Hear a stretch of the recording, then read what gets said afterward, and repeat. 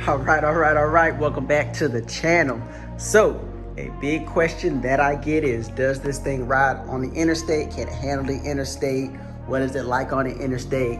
Etc. etc. I know a lot of folks are scared when it comes to like motorcycles and things of that nature about getting on interstate, and if people can see you, whatever. So anyway, I actually need to get some bike grips right here. So I'm gonna go downtown, pick up some grips, and we're gonna take the Can-Am out for a little ride. So you guys stay tuned.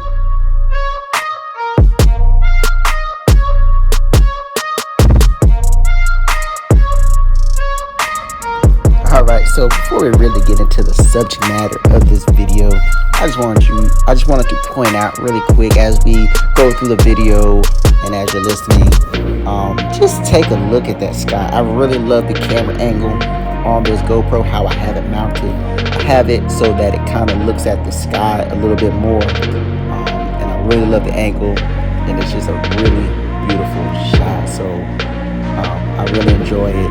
Really love looking at the video and seeing that sky. So just take a look as we're riding.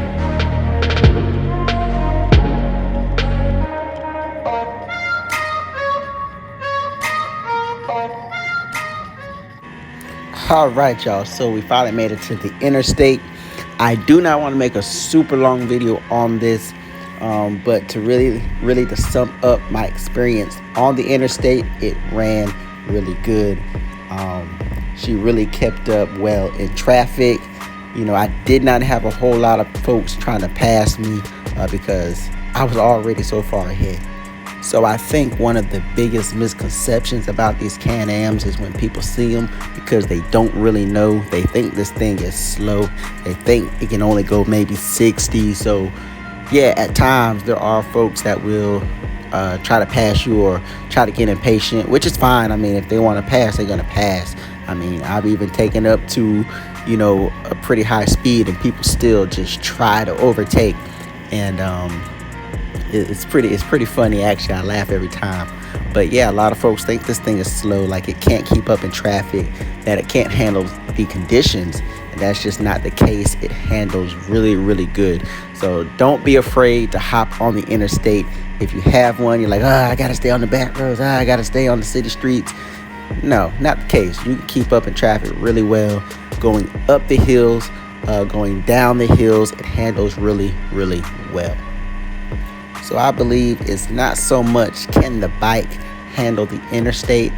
I think it's more of understanding the road conditions and the elements that come with riding on the interstate and riding at a higher speed. So what I mean by that, so talking about the road conditions, are you riding where there are a lot of speed bumps, a lot of bumps, you know, a lot of traffic?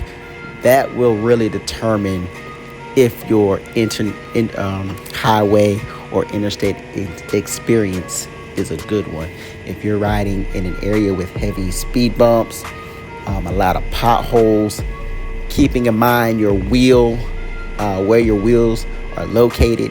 I mean, if you're hitting potholes all the time, that's really going to change your riding experience.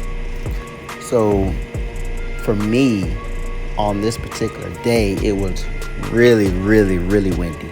So that really changed my experience. I didn't really enjoy the ride. I've ridden on the highways and interstates many a times. It just happened to be really windy. On this day, we had a storm coming in. So it really changed the experience.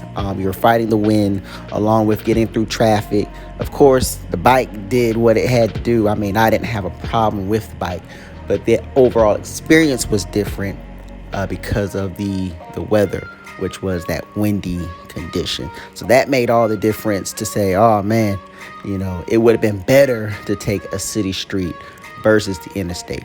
So that's what I mean. The bike itself, you don't have to worry about. You won't have any problems with the bike itself keeping up in traffic, accelerating and decelerating in traffic. Your biggest thing will be the road conditions and the weather. So that's pretty much going to do it for this commentary here. The biggest thing, the biggest takeaway is be aware of your road conditions, be aware of the weather, be aware of other drivers. The bike riding the interstate, no problem at all. There's just other factors to take in consideration, and just be mindful. Just be mindful and safe ride.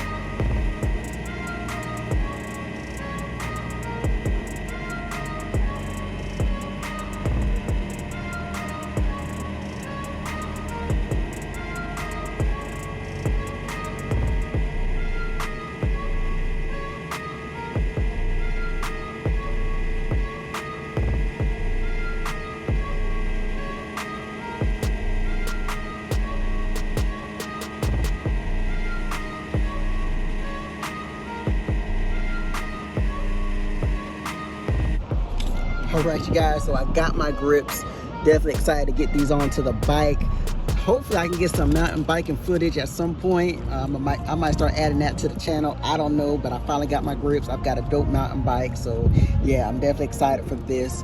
By the way, pretty awesome place. I like them. They're pretty good. Out here in South Carolina, awesome customer service. I like them.